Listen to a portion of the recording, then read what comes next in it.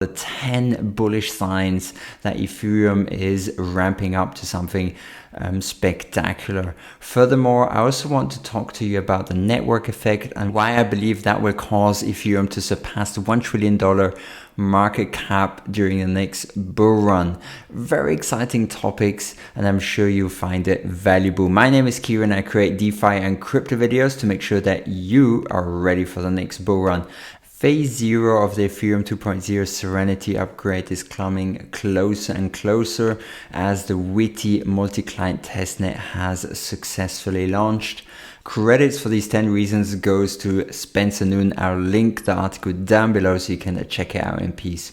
So the first reason is the growth in Ethereum's number of daily addresses, and it's risen spectacularly. Ethereum has around 380,000 daily active addresses, and that's a number that's not been seen in over 2 years. With more users using Ethereum, there's also an increase in demand for gas. 60 billion gas is now being used on a daily basis. And this is a very strong sign that Ethereum block space demand is always getting higher and higher. There are more decentralized applications and smart contracts using gas. Ethereum is the only network apart from Bitcoin to pay a meaningful amount in fees to make sure that the network is secure. So in the first place is Bitcoin, which has $827,603 in fees for network security, and Ethereum is at $426,000 in fees to make sure that the Ethereum network is secure. Now there are a few other blockchains, but like I just mentioned, the fees are so small it just isn't meaningful anymore. So there's been a very strong growing demand for stablecoins. More than $7 billion of stablecoins have now been issued, and $4 billion in stablecoins have been issued in the last 3 months, which is actually a very strong signal that the demand for stablecoins is growing exponentially. The number of decentralized finance users is also increasing exponentially. There are now around 178,000 decentralized finance users. 5 months ago, this number was at 90,000. In the last 5 months, there's been an enormous amount of new users entering the Ethereum ecosystem, trying out decentralized applications and exploring what kind of financial services they can use. I believe this is a very, very bullish signal because of the network effect, something I'll be talking about later on in the video. Let's talk about the amount of USD locked up in DeFi.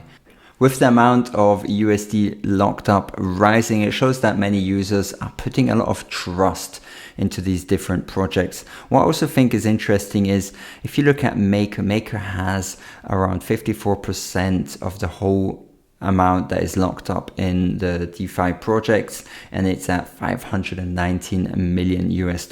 What is also very interesting is if we look at the Lightning Network, which is on Bitcoin, for payments, it only has around 8.9 million locked up in the Lightning Network. And if we take the ERC20 token, which is backed one by one by Bitcoin wrapped BTC, it has a valuation of 36.4 million. So there's around 4 times more Bitcoin locked up in wrapped BTC than there is on the Lightning Network. There's a large popularity in Ethereum Grayscale Trust, Ethereum Trust ETH. 1 million new shares of a Grayscale Invests ETH have been issued in the past 3 weeks. And that's a very strong sign that institutions are either investing directly in ETH or locking up their existing holdings in a pace of roughly around $1 million a day, which is a mind-blowing amount. So if someone is thinking about investing, instead of buying Grayscale's ETH, he should probably buy Ethereum directly because the premium is a lot lower. I think the premium is around 15% or something like that. Another bullish sign is the amount of Ethereum leaving centralized exchanges and going into wallets, especially now since the last massive crash, which was named Black Swan event or Black Thursday.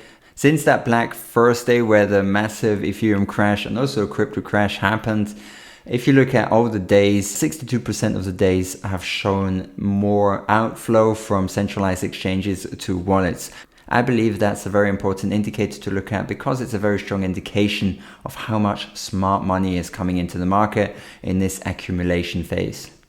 Last but not least, the amount of Ethereum usage is going through the roof. There's around 850,000 transactions happening on a daily basis on the Ethereum network.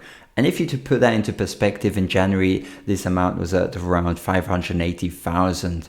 And the amount of daily transactions at the moment is 3 times the amount of Bitcoin transactions on a daily basis. That means that people are using the Ethereum blockchain as it should be. Now let's continue with the network effect, and why I believe that is one of the strongest proponents for Ethereum surpassing the $1 trillion market cap. The network effect is explained like this. A service or product gains additional value the more users use it. So if you've got a mobile phone and you've only got 2 users use it, you've got only 2 connections. However, if you've already got 4 users, these 4 users can make 6 connections.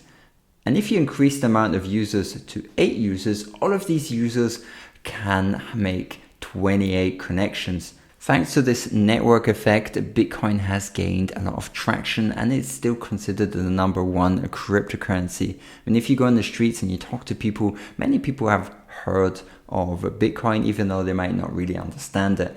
And if you talk to people that own some cryptocurrency, the chance is extremely high that they own even a little bit of Bitcoin or they have a Bitcoin wallet. The value proposition between Ethereum and Bitcoin is completely different. Bitcoin is considered as a payment network or a store of value depending on who you ask. And Ethereum is a Turing-complete world computer with a lot of use cases. It can do exactly that, what Bitcoin does, but also a lot more. It can be used for a global settlement layer. It can be used in the area of tokenization for many different things, digital and real world assets. It can be used for insurance and supply chain. And there are many other use cases that have still not been discovered. Let's look at some statistics in the area of blockchain platforms. So Ethereum's market capitalization at the moment is $26 billion. If you look at its next competitor, which is EOS, it's 10 times the size of EOS. Furthermore, Ethereum has 4 times more developers than any other crypto ecosystem. What is also very interesting is if you look at CoinMarketCap or CoinPaprika, the top 37 tokens are running on the Ethereum blockchain. Now make sure you don't confuse tokens with coins. Tokens are projects that are running on a blockchain and coins have their own blockchain. So Bitcoin is a coin running on the Bitcoin blockchain. But for example, Ethereum blockchain has many different projects and all these projects have their own tokens, and the top 37 of these tokens from any kind of blockchain platform are running on the Ethereum blockchain. Even though there are how many people like to refer to them as Ethereum killers in the space, I believe Ethereum has such a massive head start in comparison to many different other Ethereum-like competitors that it's going to be very difficult for competitors to actually gain in market share. I'm sure they're going to grow, but to actually surpass Ethereum, it's going to be very, very difficult, if not impossible.